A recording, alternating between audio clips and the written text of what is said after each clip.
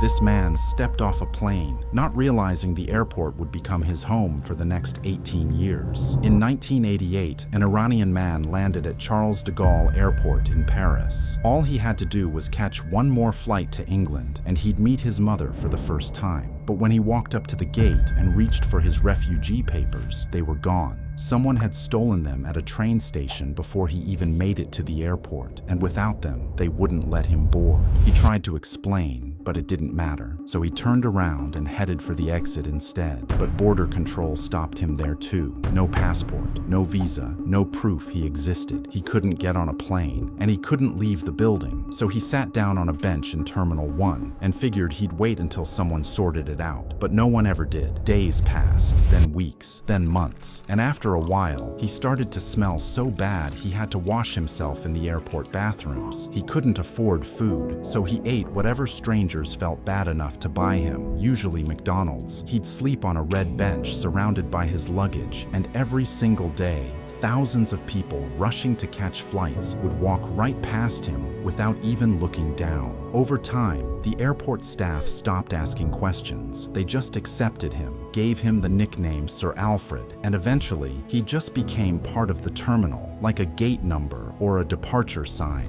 And for 15 years, that's exactly what he was. Just another fixture in Terminal 1. Until one day, a man by the name of Steven Spielberg heard his story. He paid him $250,000 and turned his life into a movie called The Terminal, starring Tom Hanks. And suddenly, the whole world knew the name of the man on the bench. But even after that, he still didn't leave. France offered him residency. Belgium offered him residency. He refused to sign the papers both times because they listed him as Iranian, and that wasn't who he believed he was anymore. Then, in 2006, after 18 years on that bench, he got so sick that they had to carry him out of the airport on a stretcher. It was the first time he'd been outside in nearly 2 decades. But as soon as he felt better, he did something no one ever could have expected. He walked right back into Charles de Gaulle, sat down in Terminal 2F, and on November 12th, he had a heart attack and died, right there in the only place that had ever felt like home. His name was Mehran Karimi Nasseri.